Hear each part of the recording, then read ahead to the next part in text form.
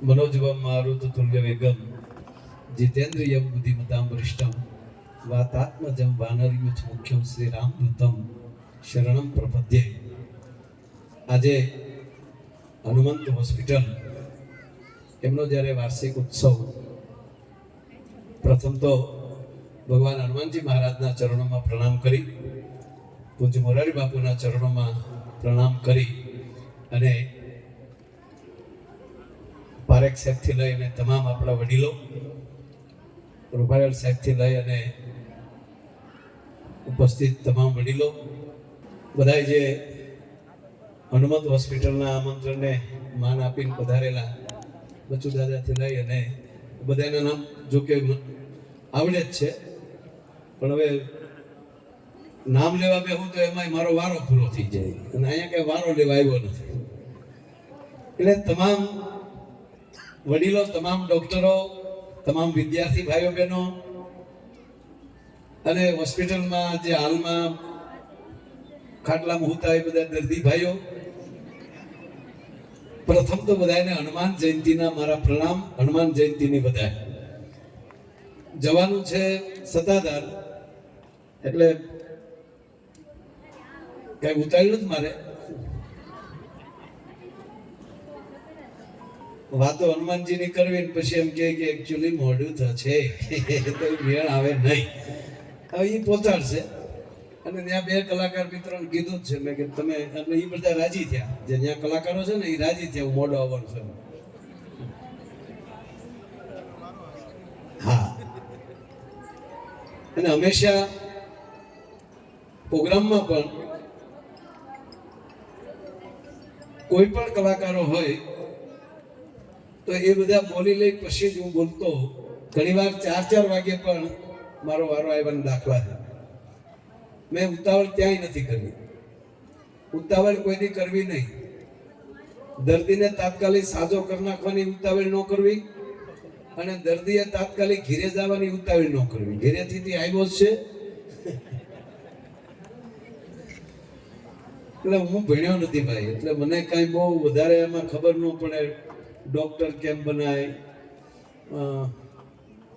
દર્દી કેમ થવાય, આ હોસ્પિટલ જ એવી છે, દર્દી થવાનું મન થાય. હું એકવાર આ હોસ્પિટલમાં દર્દી થઈ ગયો છું. એકવાર મારું એક્સિડન્ટ છે, એક્સિડન્ટ સમજો કે વર્ષમાં 2-3 વાર થાય છે, પણ ગાડીને જે થવું એ થાય, મને કઈ થતું નથી.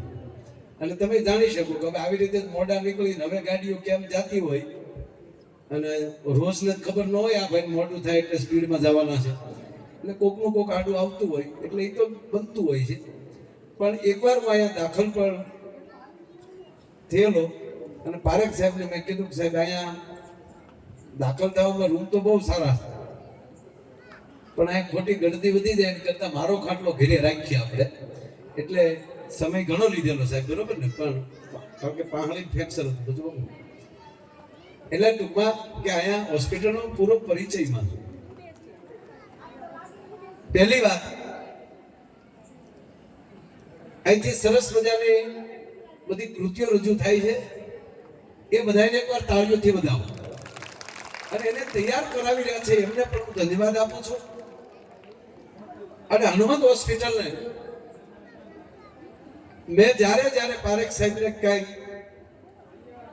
જો કે ભલામણ બીજી હોય નહીં દર્દી માટે બીજી, પણ જ્યારે મેં કોઈનું કીધું છે ત્યારે એ દર્દીને બધી રીતે રાહત કરી અને એવું મને લાગ્યું છે કે આને ખરેખર બધી રાહત છે. એટલે હનુમંત હોસ્પિટલ એકલા દર્દીનું દર્દ નથી તપાસતા, એની પરિસ્થિતિ પણ તપાસે છે. એનો અમને આનંદ છે, એનો મને ગૌરવ છે. અને જ્યાં પાયાનું બીજ જ તે પૂજ્ય મોરારી બાપુએ રોપ્યું હોય, એટલે એનું. અને કોરોના કાળમાં કેટલા દર્દીઓને કઈ નહીં તો ગ્રાઉન્ડમાં પણ બેડ નાખીને એની પણ કેમ વ્યવસ્થા થઈ શકે ને એની પણ સેવા કેમ થઈ શકે એની પૂરી કાળજી રાખી છે. એટલે હું ખરેખર હોસ્પિટલના આખા સ્ટાફને ધન્યવાદ અને પ્રણામ કરું છું. અને પારેખ સાહેબને તો વર્ષોથી ઓળખું, દેસાઈ સાહેબને. દેસાઈ સાહેબ પાસે મને એની પાસેથી એકવાર દવા લીધી અને એકવાર આપણે ઓલું સર્ટિફિકેટ કૈલાસ જવાનું હતું ને ત્યારે સર્ટિફિકેટ આપ્યું. એટલે એ તો આપ્યું જ તે મને કે એમાં તમારે કઈ ચેક કરવા જેવું હોય તમે હારા છો હું તો લાવો. એટલે 2-3 વાતો તમારે સામે કરવી છે ઘડી. એટલે પહેલી વાત તો હું એ કહું, એટલે હું ભણ્યો નથી, હું ભણવા ગયો તેથી ટ્રાફિક બહુ હતું. અને સાહેબ મનોજભાઈ મારા શિક્ષકો મને બહુ પ્રેમ કરતા. સમજવાનું તમારે છે ભાઈ, ભણેલા ગણેલા હામાં બેઠા. મારા સાહેબો મને બહુ પ્રેમ કરતા, મને ક્લાસમાં ઊભો કરતા, જેથી કેટલી મારી કાળજી લેતા, જેથી કરીને બધા મને જોઈ શકે, એટલે કે ઊભો થા. અને મારા શરીરની તંદુરસ્તીનું એટલું બધું અતુલભાઈ ધ્યાન રાખતા હતા કે મને ઉઠબેઠ કરાવતા. એટલું નહીં, હું સનબાથ લઈ શકું એ માટે મને ગ્રાઉન્ડમાં તડકામાં ઊભો રાખતા હતા, એટલે હું ખડતો છું. એટલું નહીં, મારા અક્ષર એટલા બધા મારા સાહેબોને ગમતા, મને એક પાઠ 10-10 વાર લખાવતા.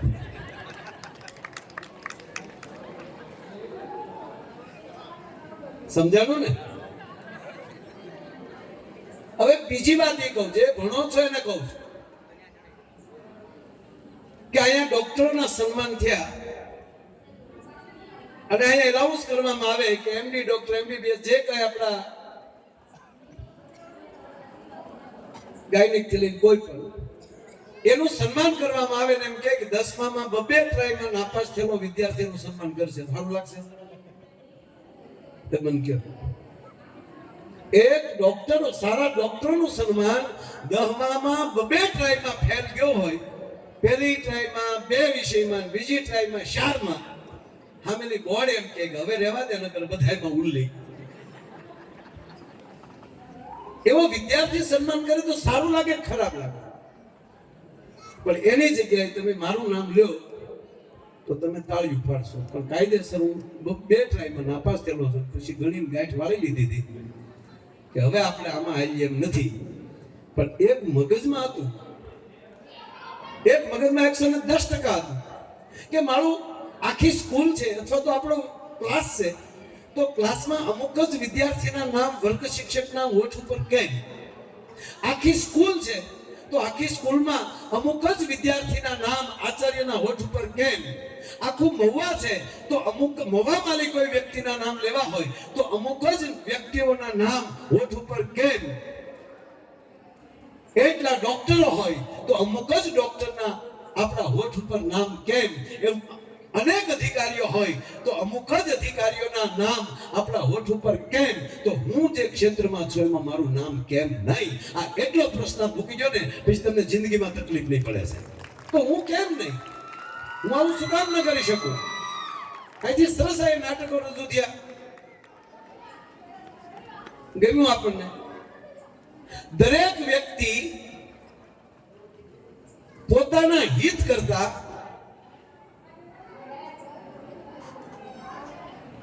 એની જેટલી લાયકાત હોય એટલું હિત કાર્ય કરવા માટે, બીજાનું હિત કરવા માટે નીકળે.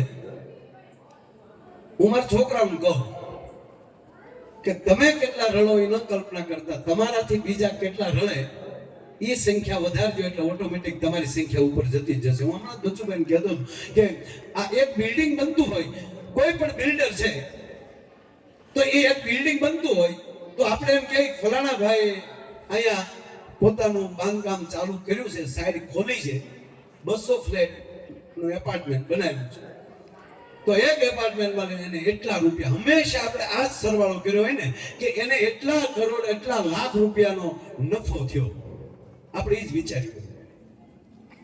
પણ આપણે કોઈ દી એ ન વિચાર્યું કે એ માણસ 200 ફ્લેટનું એક બિલ્ડિંગ બનાવે છે ને તો ટાયર કંપનીમાં કામ કરતા માણસથી લઈને હાંગડીઓ મારીને પાણા કાઢીને જે પથ્થરની ખાણીમાં કામ કરતો માણસથી લઈ, ભરડિયામાં કામ કરતો માણસથી લઈ, સિમેન્ટ કંપનીમાં કામ કરતો માણસથી લઈ અને કહેવા ગયો ઈંટુના ભઠ્ઠામાં કામ કરતા માણસથી લઈ અને માથે તગારું લઈ અને ઈંટું વેવનારા માણસ સુધી અનેકના પરિવારનું આજ દ્વારા એનું પોષણ થયું છે. એ એટલી જગ્યાએ નહીતર એ જ ન બને તો સિમેન્ટ જ ના આવે. સિમેન્ટ કંપની કેટલાને એ રોજી આપી દઈ છે. આ રૂપારેલ સાહેબના જે કઈ કારખાના તમે અગારો છો તો તમારું તમને કેટલા ડિહાઇડ્રેશનમાં મળે મને ખબર નથી, પણ તમે પર ડે કેટલાને રોજી આપો છો? તમારાથી કેટલાનું ગુજરાન ચાલે છે? માયાભાઈનો એક ડાયરો થાય તો માણસ એમ કે માયાભાઈ 5.5-6 લાખ ના આ બધા કલાકારો રૂપિયાના ભોગા ઉપાડે. હા 100%. પૈસા તો હમાય લેજો. કાકરા વાળી ઘઉંની ગુળનું પાઈશું આવતું નથી. એને સાળી ઉપર બ્રાન્ડ લખી નાખો કે આ ઘઉં આ સિવાય ક્યાંય મળતા જ નથી એટલે લાઈન થાય પછી. નહીં બ્રાન્ડ બનો, તમે પોતે કંઈક બનો, વાત આ જ છે. પણ એક જ પ્રોગ્રામમાં સાઉન્ડ સિસ્ટમમાં કામ કરનારા માણસોથી લઈ, કેમેરામાં કામ કરનારા માણસોથી લઈ, મંડપ ડેકોરેશનમાં કામ કરનારા માણસોથી લઈ એ એક ડાયરો કેટલાની રોજી આપે છે. અને એટલું નહીં, પ્રોગ્રામની બહાર સોડા વેચવા વાળાથી લઈને પાણીપુરી વાળા જેને ઘરની દુકાનો નથી સાહેબ, એ આવા મેળાને ડાયરાની રાહ જોઈને બેઠા હોય, એ 1 મહિનાની રોજી લઈ વયા જાય છે. એટલે આ દેશમાં ઉત્સવને પ્રધાન બનાવવામાં આવ્યો. શિવરાત્રીનો એક મેળો 1 લાખ પરિવારને 1 વર્ષની રોજી દિન વયો જાય છે. ઉત્સવ શેનો કે રમકડાથી લઈ સકડોળ વાળા સુધી, મોતના કુવાથી લઈ તો કેટલાનું ગુજરાન થઈ જતું હોય છે. આ દેશે ઉત્સવનો વાત ટૂંકી વાત કે કોઈ પણ વ્યક્તિ નીકળે છે એ જગત માટે જ નીકળે છે. ડોક્ટર બનવું છે તો બસ જગત માટે જ 100% લેવાના. પણ અમુક પરિવારને આપણને ખબર પડી જાય અને એના લાડકવાયાનો તમે જીવ બચાવીને મોકલી દેશો ને, ત્યારે એ માં જે ખૂણામાં બેઠી બેઠી આશીર્વાદ દઈ દેશે ને, એ તમારા હાથમાં અમૃતનો ઉથાળો કરાવી દેશે. એ તમારા એક જ ઇન્જેક્શન તેને સફળ થશે. અને જો આપણે આડે આગળ આવશે તો જેટલા ઇન્જેક્શન દેશો એટલા રિએક્શન આવશે. દવા એની જ છે, દવા કરતાય તમારા પોતા ઉપર કેવો ભરોસો છે. એમ આ હનુમંત હોસ્પિટલને આજુબાજુના 100 કિલોમીટરમાં અહીંથી કહેવાનું ઘણીવાર કે આવી 100 કિલોમીટર હકીકત છે, આવી હોસ્પિટલ છે જ નહીં, પણ માણસોના હૃદયોમાં એવો એક ભાવ પીડ્યો છે કે અમે હનુમંત હોસ્પિટલમાં દાખલ થઈ જશું ને પછી અમારા પરિવારના દીકરી દીકરો જે કોઈ બાપા કે મારી જે કઈ દાખલ થયા હશે એને 100% વાળવાકો નહીં થાય, બચી જશે. શું કામ? આ હોસ્પિટલનું નામ હનુમંત છે. અને પાછું હોળે હોળ છે. આપણે કે હોળે હોળા હનુમંત હોસ્પિટલના અક્ષર ગણો. ગુજરાતીમાં ગણો તો 4, અંગ્રેજીમાં અક્ષર ગણો એટલે ડબલ થઈ જાય. હનુમંત લખો તોય 8 અક્ષર આવે, હોસ્પિટલ લખો તોય 8 અક્ષર આવે. આ હનુમંત ને હોસ્પિટલ, ડોક્ટર ને હનુમાન બે ભળી અને હોળે હોળ જે તમે કર્યું છે એ હોળે હોળ આની છે, એમાં કોઈ સવાલ નહીં. નહીતર એક દર્દીને ડોક્ટરે અમુક તો દર્દી એવા હોય, હવે મને કોઈ થાય નહીં કે સાહેબ, અને અમુક દર્દીને હારે એવા હોય સાહેબ. કોરોનામાં જેટલાને કોરોના એ નથી મારી નાખ્યા ને એટલા એમાં પરિવારે મારી નાખ્યા. બોલો, હારે આવવા વાળા ડોઠા હોય. ડોક્ટર ઓક્સિજન હરકું કરીને જાય તો પણ ક્યાંક વધારે દે, એ વધારે આ તારો બાપ ઘી નથી, હવાની ફૂંકળી જાય મોઢા માંડ બોલો હામું આવે આવે બધો બેન ઓક્સિજન ન આપ્યું નથી. એટલે ઓક્સિજન એટલે ટાયરમાં નથી નાખવાનું ભાઈ. ખરેખર હારે હારે આવનારા જે અમુક ડોઠા, અને એ જે ડોક્ટર પાસે બેસે એટલે આપણને એમ થાય કે આ વર્લ્ડની તમામ યુનિવર્સિટીનો સર કરી અને આ આપણી ડોક્ટરની પરીક્ષા લેવા આવ્યો. શું સાહેબ કાલે શું દવા આપેલી? એકચ્યુઅલી એને ખાવાનું શું કીધું છે? એ જે છે ને એ લોકો મારું ફેમિલી થાય છે નજીકનું, તો તું દાખલ થઈ જાય ને હાટાનો આ ફૂંગળીઓ બધી તું લઈ લે. કોરોનામાં બાપા દાખલ કરેલા ને વેન્ટિલેટર ઉપર, પછી તમે કાચમાંથી જોવાનું હતું, પરિવારને કોઈને આવવાનું નહોતું. એના દીકરા જતો હતો હોસ્પિટલ, બાપાને ખબર નથી પૂછવા. નાનો ટાબરિયો દીકરો હારે થયો કે પપ્પા દાદાને જોવા મારે આવવું છે. એને હારે લીધો. બાળકોને તો નહોતા લઈ જવાના એટલે પણ લઈ ગયા. એ કાચમાં દેખાડ્યો એટલે દાદાને બધી ભૂંગળીયું પાઇપ ને બધું લગાડેલું, વાયર લગાડેલા, અને બાપા વેન્ટિલેટરના તાલ લેતા હતા. નાસો બતાવીને ઘેરે લઈ ગયા. એટલે દાદીમાએ પૂછ્યું ઓલા તાબરિયાને કે બેટા તાર દાદા શું કરતા હતા? એ કે મારી દાદીમાં મારા દાદાને ચાર્જિંગમાં મૂક્યા હોય ને એવું મને લાગ્યું. છોકરાને એમ કે આનું ચાર્જિંગ ઉતરી ગયું લાગે, વાયર નાખ્યા બધે. અને હવે તો ડોક્ટરો માટે સાહેબ પરીક્ષા જ આવતી જાય. હું તો ઘણી વાર કહું કે આ ડોક્ટરો જે છે એ 24 કલાક જીવતું જ રહેવાનું. એ જીવતું શબ્દ વાપરું છું, 24 કલાક. અને હવે તો પરિસ્થિતિ એવી થાય, કોઈ ગુજરી જાય તો દાડાના રૂપિયા ડોક્ટર પાસે લેવા. અમારા દાદાને એટલી બધી તકલીફ નહોતી, તમારું ઇન્જેક્શન છે બધું બગડ્યું છે એટલે સમાધાનને એના દાડા જ દેવાના. એટલી બધી માણસોની, એટલે બિલકુલ ખબર નથી કહેતો, મને ખબર છે આજે આ મોબાઈલના ભટકા આવ્યા જ્યારે સોશિયલ મીડિયા કે શું કે અને જેટલું વિરોધાભાસી જે હાલે છે એટલું હકારાત્મક નથી હાલતું. એની વચ્ચે કામ કરવાનું છે. ઓલા દર્દને તો પોગી રહ્યો, ઓલા જે કઈ પીડા હશે, જે એને રોગ હશે એને તો ડોક્ટર પોગી રહેશે, પણ બહારથી આરોય જે ભેગા રોગ આવે છે ને એની સામે પણ ડોક્ટરને ટ્રસ્ટેડ બધાને લડવું પડે છે. એવી પરિસ્થિતિ થતી જાય. આપણી ગુજરાતમાં હું ઘણીવાર માનવ જીવન છે નદીઓ સાથે સરખાડું છું. છેલ્લી વાત કરું, કારણ કે મને ખબર છે મારા પ્રોગ્રામ હતા ત્યારે અહીં ડાયરો નથી, પણ 110% કહું, મેં કોઈ દેવું ચિંતા નથી કરી અને લગભગ કોઈ દી ટાઈમના ફેરફારમાં કોઈ દી મોઢો ક્યાંય પીડ્યો એવો અત્યાર સુધી દાખલો નહીં. તો તમે એમ કહો આ મેં આજે 1 વાગ્યાનું જ કીધું, તારીખ લીધી તે દી. એટલે હનુમાન દાદા એવા મને ઢેર કરે છે કે એને હાચે છે ને પછી આપણને ખબર પડે કે હનુમાન માવાનું. એટલે મેં કીધું પાકું. અતુલભાઈ 2-3 વાર પૂછ્યું, આ ચિંતન તો આ તમે કઈક સીધી ગયો ને પછી આ 2 જે જણા છે ને, હું તો હતા ઘરે આવીને બેઠા. 1-2 જણા જ એવા છે મોવામાં કે મારા ઘરના પછી ના ન પાડે કે ભલે બેઠા કે હુવાડ્યો ને બીજા તેમ કહી દે કે હુતા છે પછી આવજો, પણ આપણે બેઠા હતા જગાડો તમારે આ છે. તમારે જાગીને થોડુંક ડાયરો કરવાની ટેવ. એટલે 2-3 વાર એમણે કીધેલું, એટલે મેં કીધું કે ભગવાન હનુમાનજી મહારાજ આપણું ટેમ ટુ ટેમ કરી નાખ્યું. એટલે હું તોય તે 1 વાગ્યા પહેલા તો અહીંયા પોગી જ જાય. એટલે એ કોઈ શંકાને સ્થાન નથી. નહીતર પાછું એમ થાય કે આને તારીખ ન દેવાય, આ પાછો ગમે અહીંયા ભૂયો જાય. એટલે એવું કોઈ દી થતું નથી. મારે 2 વાત તમારી સાથે કરવી છે. એમાં ખાસ કરીને બધા વડીલોની હાજરી છે. એટલે હું અમુક જીવન નદીઓ સાથે સરખાડું છું. નદી શું કામ નીકળે છે? જગત કલ્યાણ માટે.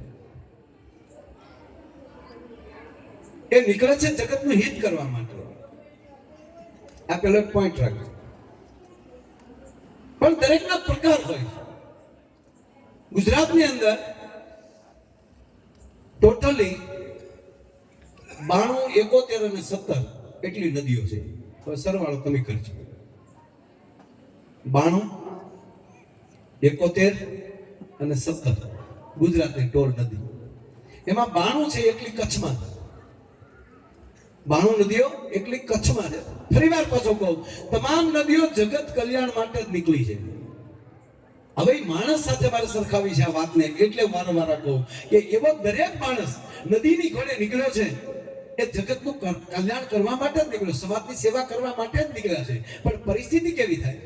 કચ્છની જે તમામ રૂપાલા સાહેબ નદી જો છે એ સૂકી અને કુંવારી છે. કુંવારી નદી. કુંવારી નદી એને કહેવાય કે જે નીકળી છે પણ સમંદરને મળી શકતી નથી. એ રસ્તામાં અલોપ થઈ જાય. મોટી મોટી નદીઓ પછી જેની માથે આગળ તમે જોવો તો એવા ડેમો બાંધ્યા હોય. બનાસ નદી નહીં, તમે કે નાની મોટી નદી બધી પછી કચ્છમાં ગઈ. સરસ્વતી નદી, આવી કેટલી મોટી નદીઓ પણ એ દરિયાને નથી મળી શકતી, એ રણમાં હમાઈ જાય છે. એટલે કુંવારી નદીના સ્થાન ઉપર કોઈ સમાજના માણસને મારે મૂકવે તો કહી શકું કે જે લક્ષ્ય લઈને નીકળેલો માણસ પોતાના લક્ષ્ય સુધી ન પહોંચી શકે એને કુંવારી નદી જેવો કહેવામાં આવે કે ત્યાં સુધી ન પહોંચાડવું. બીજો છે સૂકી નદી. કોકનું પાણી હોય જ્યાં સુધી ભડાકા માર લેવા. પોતાનું કાંઈ નહીં. વરસાદનું પાણી હોય, વરસાદ આવે ત્યારે નદીમાં પાણી દેખાય, વરસાદ પૂરો થયો એટલે નદીમાં કાંકરા ઉડતા હોય. એ ત્રીજો પ્રકાર. મધ્ય ગુજરાતની 71 નદી એ બધી મોસમી નદી. 71 એ મોસમી નદી. મધ્ય ગુજરાત 8 મહિના પાણી હોય, મોસમ હોય ત્યાં સુધી હોય. એ મોસમની નદીમાં અમે આવી જાય બધે કલાકાર. અમારી પાસે મોસમ, અમારી પાસે રથ આવે, તેજ આવે, માઇક આવે, તમે આમાં બેઠા હો. આનું આપણે તમે ઘીરે ન જમાવ કરે. હા તોડિયા પાંદર તો ઘરના કે હોઈ જાવ અડધી રાત થઈ એ મોસમ કોઈ પણ નેતા છે એને પણ જ્યારે મંત્રીમંડળ એના હાથમાં આવે ત્યારે મોસમ આવી ત્યારે એને ખરેખર એ વખતે હવે જ્યાં સુધી નદીમાં પાણી હશે ત્યાં સુધી નદી ના પાડશે જગતને કે હું તમને કપડાં નહીં ધોવા દઉં, હું તમને સ્નાન નહીં કરવા દઉં, તમને હું તમારી મોલાત પાવા નહીં દઉં, હું અમારી કેનાલ નહીં કાઢવા દઉં, ના નહીં પાડે. એની પાસે હોય ત્યાં સુધી તમામ જગતને આપી દેવું. આનું નામ મોસમી નદી કહેવામાં આવે કે હા છે ત્યાં સુધી આપી દેવાનું બધું. અમે બોલતા રહેશું ત્યાં સુધી જગતને આપશું. દાતા પણ એવો હોય એની પાસે ધન હોય ત્યાં સુધી જગતને આપતો જાય. એ મોસમી અને ગુજરાતની 17 નદી, કેવલ 17 નદી એ દક્ષિણ ગુજરાતની છે. એ દક્ષિણ ગુજરાતની 17 નદીઓ એ 12 છે. એમાં કોઈ પાણી ન ખોટે. એ મારા દેશનો સંત અને મારા દેશનો ડોક્ટર એ 12 છે સાહેબ. હોસ્પિટલમાં ઈદ તૈયારી હોય અને ઘરે જઈને જગાડો સાહેબ આવી તકલીફ છે ઇમરજન્સી, ત્યારે એ ડોક્ટર જ હોય, એમાં કોઈ જાતની તકલીફ ના હોય. એ 12 બે કાંઠે હાલ્યા જતા હોય. એ 12 આખી જિંદગી સાહેબ પૂરી પાડવી ને એ નાની માના ખેલ નથી. એ આ દેશનો ડોક્ટર જ પાડી શકે. એટલે હું ખરેખર ડોક્ટરને હું 12 કહેતો હોઉં છું કે 12 એક પણ ક્ષણ એને ડોક્ટર મટાતું નથી. જમતા હોય ત્યારે ડોક્ટર જમતો હોય છે. જ્યારે કોઈ દીકરીનો બાપ ન જમતો હોય, દીકરાનો બાપ ન જમતો હોય, એક પત્નીનો પતિ ન જમતો હોય, એ ડોક્ટર જમતો હોય. એને ખબર છે કે જમતા જમતા ક્યારે ઊભું થઈ જવું પડે એ નક્કી નહીં. અને એ પરિવારોને પણ હું ધન્યવાદ આપું છું, ડોક્ટરના ફેમિલીઓને ધન્યવાદ આપું છું કે એને એટલા બધા મુક્ત રાખે છે અને ફ્રી મગજમાં રાખે છે ને તો જ આમાં દર્દીનો દર્દ પારખી શકે છે. એ માટે ડોક્ટરનો કોટી કોટી પ્રણામ કરું છું. આપ 12 છો. નહીતર એક ડોક્ટરને એમ બાવડું પીડ્યું ડોક્ટર દર્દી, એટલે દર્દીએ કીધું ખરેખર કાક બાપુ એવું કહેતા ને પૂજી મોરાર બાપુ ઘણી વાર કહે કે સમાજને લાયક તમે બની જાઓ ને પછી ઓક્સિજન લઈને દરિયાના પેટાળમાં વયા જજો. દુનિયા સબમરી લઈને પાછળ તમને ગોતતા ગોતતા આવશે, પણ દુનિયાને લાયક તમે હોવા જો, એવું નામ તમારું બની જાય. એટલે 100% માણસ આવો. પણ અમુક હો કાયર હારા, કાયર કોઈ હોય ને એ હારા, કારણ કે એને તમે ઉત્સાહમાં લાવી શકો. પણ મોળો ઓહાણી નો હારો. એ વાતમાં મોડું ચાલુ થશે કે નહીં, ભગવાનની મરજી હશે તો બહાર નીકળશે.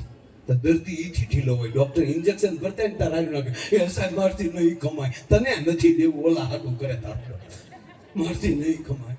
આ કોરોનામાં ખરેખર અમુક બીકે જે મરી જાય. ડોક્ટર ખાલી રિપોર્ટ કે તમને કોરોના છે, મને એટલું જ બોલો રોના 89 બોલ્યો એટલી જ.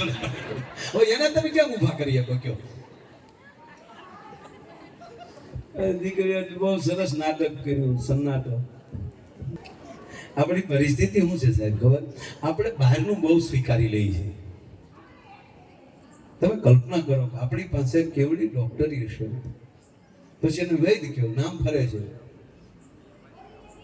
આના હનુમાનજી મહારાજ, આ હનુમાન જયંતિ છે આજે એટલે યાદ કરી લો કે એક બેહોશ કોમામાં પડેલી વ્યક્તિ એને સવારમાં લડાવવા માટે તૈયાર કરી દેવા એ કેવડી દવામાં તાકાત હશે. માણસને તાકાત કેટલી. મહાભારતના યુદ્ધમાં રાત આગલે દી તો ઘાયલ થયો હોય, એક જ રાતમાં સવારે પાછો લડે એવો કરી નાખવાનો.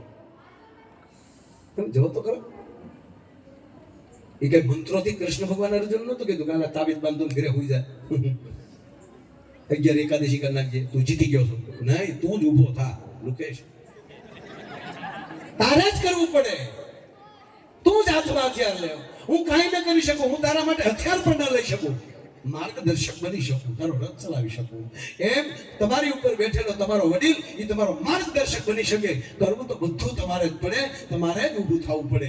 આ મોટી વાત છે. એટલે હનુમાનજી મહારાજમાં કેવડી તાકાત કે આખું રેવતાસુર ઉઠાવીને લઈને આવ્યા. અને વૈદ પણ કહેવાય છે કે મોઢામાં ખાલી 4 ટીપા પાડ્યા. ભાઈ હું કર્યું હોય આખી રાત આપણી ખબર નથી ભાઈ, હું ત્યારે ત્યાં નહોતો, પણ તાકાત તો કરીને સવારમાં લડે એવા તો કરી દીધા ને. અને એ લેખના થામાં લડી શકે એવા, એ મોટી વાત છે. આપણે આપણે આખું મેડિકલ સાયન્સ તૂટી ગયું હજી સુધી કોરોનાની આપણને ખબર નથી પડી વિશ્વની. તોય આપણે કેટલી દવાઓ પાયા. શું કામ? એની આજુબાજુ શું કરી શકાય, એની આજુબાજુ શું કરી શકાય, એ મહેનત આપણે કરી પણ મળ્યું નહીં કાંઈ કે આને ખરેખર હું છે. તો વાત એ કરું છું, આપણે આ ઔષધિઓ, આ જે વસ્તુ છે આની ઉપર આપણે રિસર્ચ કરીએ તો મને લાગે છે કે 110% ઘણી સફળતા મળે. આપણે થાય શું, કોઈ પણ મોટિવેશન માટે કોઈ આવ્યો હોય અને એ વડે આમાં ફટફટ બોલતા જાય, વચ્ચે વચ્ચે ઇંગ્લિશ બોલતા જાય અને આપણે વીઆઈપી ના પેટ નાખીએ. ઘણી વાત વાતમાં વચ્ચે અમેરિકાના લેખકનું નામ લે, અમેરિકાના ડોક્ટરનું નામ લે. અમેરિકાના ડોક્ટર થોમસે અહીંયા લખ્યું છે એટલે એ તાર માસીન દીકરો થાય એટલું બધું એને અહીંયા અમારી વાત રજૂ કરે એને થાય. હું કોઈ એની ભાષાનો, અંગ્રેજી ભાષાનો બિલકુલ વિરોધી નથી, મને માફ કરજો પાછા 100% અત્યારે એમાં એ શીખવું પડે. પણ બધું અમેરિકા કે એ સાચું? અમેરિકાના લેખકે આ પુસ્તકમાં લખ્યું છે એટલે આપણે કઈ ખોટું હોય જ નહીં. હવે તારું લોકો અમેરિકું 650 વર્ષની ઉંમરનું ચૂસ છે. અમેરિકાની ઉંમર કેટલી? 650 વર્ષ. 650 વર્ષથી પાયા નખાણા એના ગામમાં. ત્યારે ભારત છે ને 1200 વર્ષ પહેલા નાલંદા જેવી વિદ્યાપીઠો ધરાવતું હતું. એ દેશ છે આ, એની અંદર ઊંડા ઉતરવું પડે. આ દેશમાં 5500 વર્ષ પહેલા કુરુક્ષેત્રના મેદાનમાં યદા યદા હિ ધર્મસ્ય જ્ઞાન નિર્ભવતિ ભારતમ, યુદ્ધ કેમ કરી શકાય એનું પણ માર્ગદર્શન દેવા માટે કૃષ્ણ બોલી શકતા હોય. અને જ્ઞાન કોને કહી શકાય અને યોગ કોને કહી શકાય એવા 18 અધ્યાય સુધીનું જ્ઞાન એ કુરુક્ષેત્રના મેદાનમાં 5500 વર્ષ પહેલા દીધું. એને છોડો, જેના તારીખ અને હું એમ કહું કે વર્ષ નક્કી કરી શકે એવું હજારો વર્ષ પહેલા પ્રભુ રામ. ચેલેન્જ કેવી હોવી જોઈએ આ દેશનો યુવાન. હું ભગવાને કહે આ રામને ભગવાન હું કામ કહે છે અને રાવણનો ભોગો ઉપર લીધો એટલે નહીં. એક 22 વર્ષનો યુવાન પહેલે કપડે નીકળી જાય અને 14 વર્ષ સુધી કેવી ચેલેન્જો સ્વીકારી અને લંકા ઉપર વિજયનો ડંકો વગાડી અયોધ્યાની મદદ લીધા વગર એ કેમ જીવી શકાય.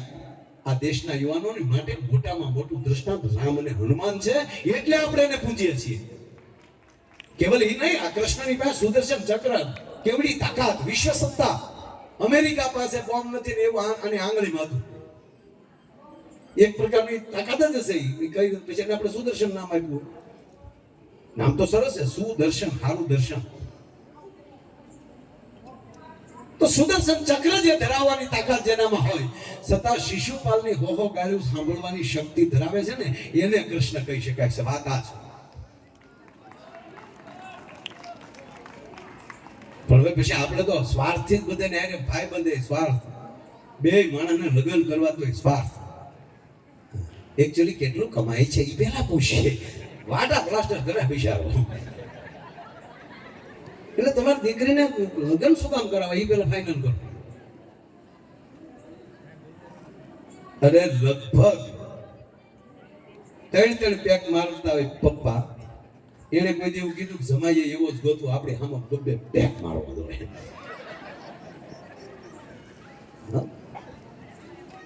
એ પૂછે આ છોકરાને કઈ વ્યસન નથી ને?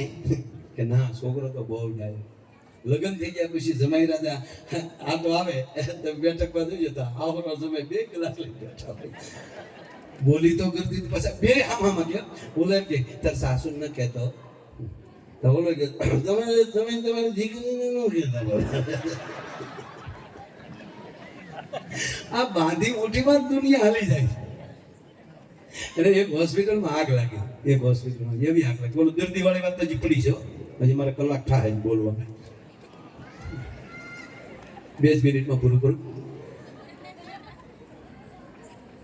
ખરેખર જગદીશભાઈ ત્રિવેદી આજે આપણા પધારવાના પણ નથી આવ્યા એના માટેનો હરખ. બોલો આવું કોઈ કેવું એટલે અઘરું કહેવાય ને. અહીંયા હાજર નથી રહ્યા એનો હરખ તમને કહું કે એ અત્યારે દિલ્હી છે અને પદ્મશ્રી એવોર્ડ લઈ રહ્યા છે. એ માણસ અને આવતી જ કાલે એ એવોર્ડ લઈને પણ સીધા એ ઘરે નથી જતા. એવોર્ડ લઈને સીધા દિલ્હીથી અમદાવાદ સવારમાં ઉતરે છે 6 વાગે અને 12 વાગ્યાની આજુબાજુ એ પ્રથમ નવા આવી રહ્યા છે એટલે જગદીશભાઈ ત્રિવેદી માટે એકવાર તાળી થઈ જાય કે અમારા કલા જગતનું જેને ગૌરવ વધાર્યું છે એ આજે રાષ્ટ્રપતિના હાથે પદ્મશ્રીનો એવોર્ડ પોતે લઈ રહ્યા છે. ખૂબ ખૂબ ધન્યવાદ. એટલે એમ ભેગી યાદી કરો એટલે છેલ્લી આ બે જોક તમને કહી. એક ફેક્ટરીમાં આગ લાગી. આગ એવી લાગી સાહેબ, એવું ફાયર થઈ ગયું જોરદાર, એક વ્યક્તિ બહાર ન નીકળી ગયો, બધા આગના લપેટામાં આવી ગયા, ધોડતું થઈ ગયા, એકા બીજીને ઓળખી નો એકા, આમાં કોણ માયો ને કંપનીનો માલિક બહુ સારો, ડાયરેક્ટ મીડિયા સામે આવી કે એના જે વીમા છે એ તો મળશે જ, 100% મળશે, પણ જેટલાએ જાન ગુમાવી છે એ અમારો પરિવાર હતો, અમારો સ્ટાફ હતો, જેના આધારે કરોડપતિ રોતા રોતા એના જાહેરાત કરતા તો કરુણા સવાઈ ગયા આખા દેશમાં. ઓહો, આવો શેઠિયો ન મળે. અને મિત્રો, દરેકના પરિવારને, દરેકના પત્ની, જેનો પરિવાર હોય એના ખાતામાં કંપની તરફથી 51 લાખ તાત્કાલિક અત્યારે નાખી દેવામાં આવશે. એ બાયુ છૂટી એ મળ્યું ટીવીમાં નેતામાં, શેઠિયા દેજો તો આવા દેજો. ભગવાનના ઘેરે થોડો તૂટો છે સાહેબ, માનવતા મેરી નથી પરવારી હો. હા બટા, અહીંયા આવી તો આ જે હમાસાર આવે ફેક્ટરીમાં જે આગ લાગી એ તાર બાપા જાતા એ જ ફેક્ટરીમાં? હા મમ્મી, કુદરતી કહેવાય. ભગવાન જે ધારે એમાં થોડું બાપા આપણું કોઈનું હાલે. 51 લાખ ગુલફીની ઘોડે મળી ઓગળવાઓ. બટા તાર બાપાનો ફોટો લાવ્યા, આગળ જરૂર પડશે. ફોટો લાવ્યા, માખ્યું બેઠી એના ટપકા થયા ને પછી રોતી જાય. આવી કલ્પના નહોતી, મારે એનો ફોટો સાફ કરવો પડશે. એ સદગતિ રાખજો તમારા જીવને, તમારી વાહ હારા કાર્યો કરશું. એને દરવાજે ટકોરા થાય, દરવાજો ખોલ્યો તો ભૂકો આમો ઉપર માવો સોળે, માવો સોળે રાજકેટમાં હસવું,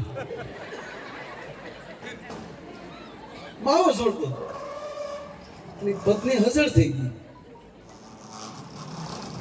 કે આ પદ્માન મળવા આવ્યો છે, એમના પદ્મા જોઈ બેન એટલે ભૂત થઈને તરત આવ્યો. એક વ્યક્તિ નથી પછી ના, એટલે બેના મળવા મળ્યા. તેનો બધી માવો સોળ શું છે ટોમેટે જ, એમાં જો આશ્ચર્યની વાત છે કે પણ તમારી ફેક્ટરીમાં, તમારા કારખાનામાં આખું ભડકે નથી બળી ગયું ને? ટીવીમાં જોતા હતા કે હા ટીવીમાં કે કોઈ નથી બેસ્યું, તો બોલો કે હા કોઈ નથી બેસ્યું, કોઈ નથી બેસ્યું, તો આ બાઈને હેલો પડ્યો, કોઈ નથી બેસ્યું તો આ કેમ? તો તમે હકીકત છો, તમે કહો કોઈ નથી બેસ્યું તો તમે, હું માવો લેવા બહાર ગયો તો, માવો લેવા બહાર ગયો તો, કીધું બેનનો મગજો કે દોની ખાઓ, વ્યસનમાંથી બહાર નીકળો, માવાએ મારી નાખ્યો. 51 લાખનો માવો છો, આગળ લાખ નહીં.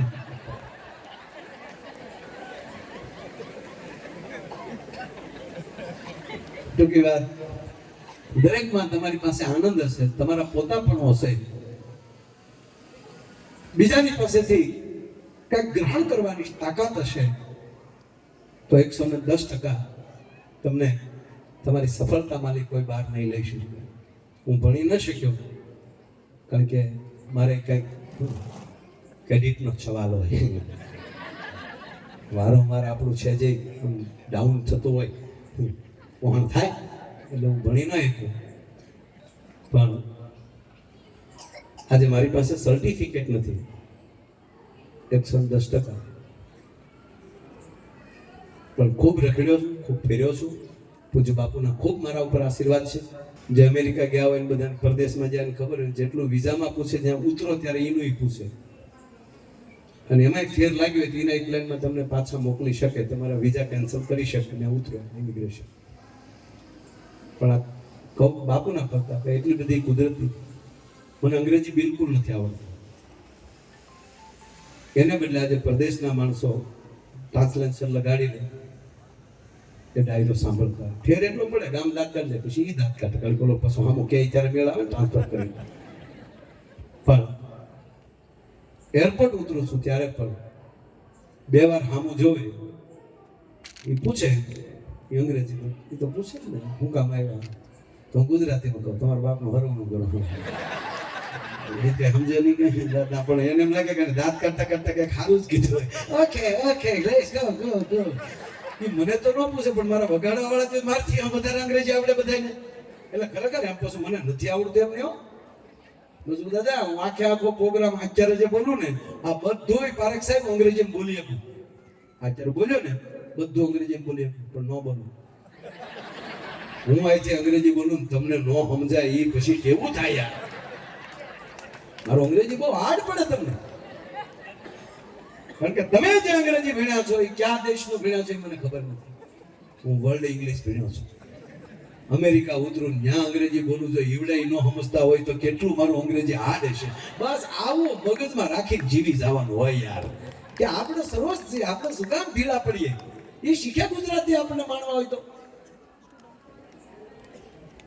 એટલે પછી મારે તબલા કલ્ચર જણાય બધાને ખબર એક એક ને જ પૂછે કોઈ દે એક હારે બધાને ન પૂછે એક એક ને આ ગ્રુપ એટલે સાથે ઉભા રહીએ કે પણ પૂછે એક એક ને પણ મને પારેખ સાહેબ કોઈ દિવસ મારા તબલા બેન મંજીરા વાળાને ચારેયને કોઈ દી એક્સ્ટ્રા નથી પૂછ્યું વી આર ફાઇન જાવા હિયાનો પાસપોર્ટ લઈ સીધા એક હારે પાસપોર્ટ લઈ ઠીક અમારે કે નીકળો દા બસ તમારા મોઢાનો જે પ્રભાવ છે એ જ્યારે તમે વાંચતા માણસને આવડી જાય પછી એને કોઈ પ્રકારની તકલીફ પડતી નથી એ 110% વાત છે અને આવું હનુમંત હોસ્પિટલનો આજે વાર્ષિક ઉત્સવ એ 18મો ઉત્સવ 8 ને 9 એ પૂર્ણાંકને આંકડે આવું સરસ મજાનું જે આયોજન થયું છે અને 16 અક્ષરની આપણી હોસ્પિટલ એ કાયમને માટે હોળે હોળ આના હનુમાનજીની કૃપા અને પૂજ્ય બાપુની કૃપા ઉતરતી રહે એવી હનુમાનજીના ચરણમાં પ્રાર્થના કરી ફરીવાર આ બધાએ મારું જે સન્માન કર્યું